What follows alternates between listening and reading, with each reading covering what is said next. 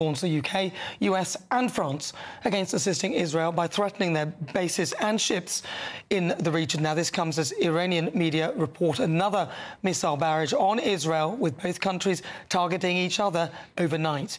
Many world leaders have called for restraint, whilst President Trump warned of further attacks on Iran. I can now speak with former Israeli government spokesperson Eylon Levy. Eylon, thank you very much for joining me.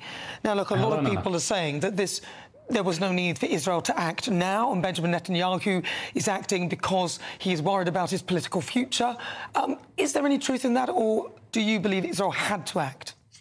No, that's absurd. Israel is acting now because it identified that Iran is racing towards nuclear weapons and massively ramping up its ballistic missiles.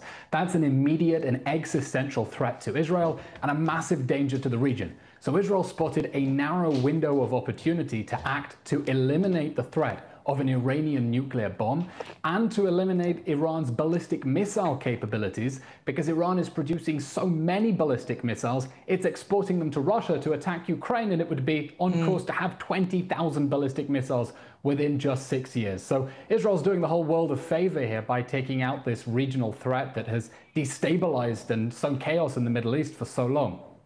It is quite phenomenal, the sort of might of Israel, and actually the bravery of Benjamin Netanyahu, prepared to step forward and try and deal with the threat head on. But some feel that maybe he's bitten off a bit more than he can chew on this one, because obviously there's potential for other nations to get involved, and they may not wish to sort of be part of this.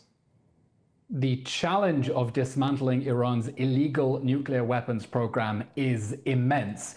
But let's just zoom in on what extraordinary achievements Israel has made in just 2 days. Israel now has total aerial superiority over Western Iran as far as Tehran.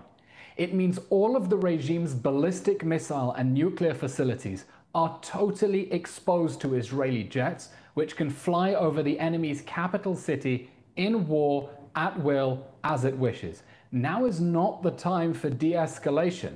Now is the time to back plucky Israel as it takes on targets that no one else had the guts to do. Because if this ends with Iran still able to produce thousands of ballistic missiles and still able to enrich weapons-grade uranium, then Iran is going to become an even bigger threat, not just to Israel, but also to the rest of the Middle East and even the United Kingdom, which it is now openly threatening and trying to blackmail. The only way to bring peace and stability to the Middle East is for Israel to eliminate the regional threat coming from the Iranian regime, and Israel now has a very strong foothold to do that. Look, we've seen this before, though, where we try and go in, I mean, the United Kingdom and the USA, going into places that we believe are hostile, Saddam Hussein and other places where we believe they've got weapons of mass destruction, and then we've gone in and tried to create a different regime, but then it never really works out that way. If, say, for example, Israel are successful in bringing down the Iranian regime and their ability to create nuclear weapons, what makes you think that they won't become more potent against Israel? Because that seems to be the formula. Well, Israel's goals in this war, and let's remember this is a war that the Iranian Axis launched against Israel with the October 7th massacre nearly 2 years ago. Israel is now holding Iran directly responsible for its aggression. But Israel's goals are to eliminate the threat from the Iranian nuclear weapons program and ballistic missile program. Israel's goal isn't necessarily to bring down the Iranian regime.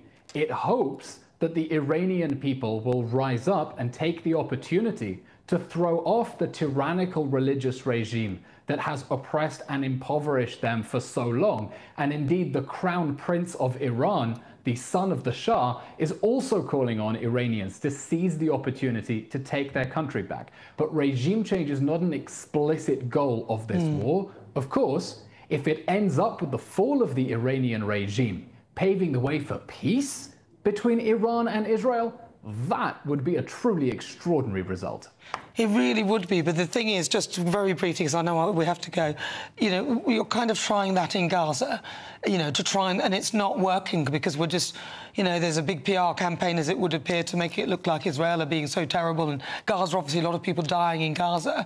It's not working, and that's a similar thing, isn't it, where you're trying to show people, look, these people are awful, but it doesn't seem to be working. Well, the goals of the war on the Gazan front are very different from the goals on the Iranian front. Of course, it's the same war. Israel has been under attack on 8 fronts since October 7th. But the goals are different. In Gaza, Israel wants to remove Hamas from power, to destroy its military, and to bring back the hostages. In Iran, we're talking about targeted strikes to eliminate the threat of a nuclear weapons program and a massive ballistic missile industry. Those are very, very different goals, and they should be judged accordingly. All right, Eylon Levy, thank you very much. Very, very eloquently put. Thank you so much.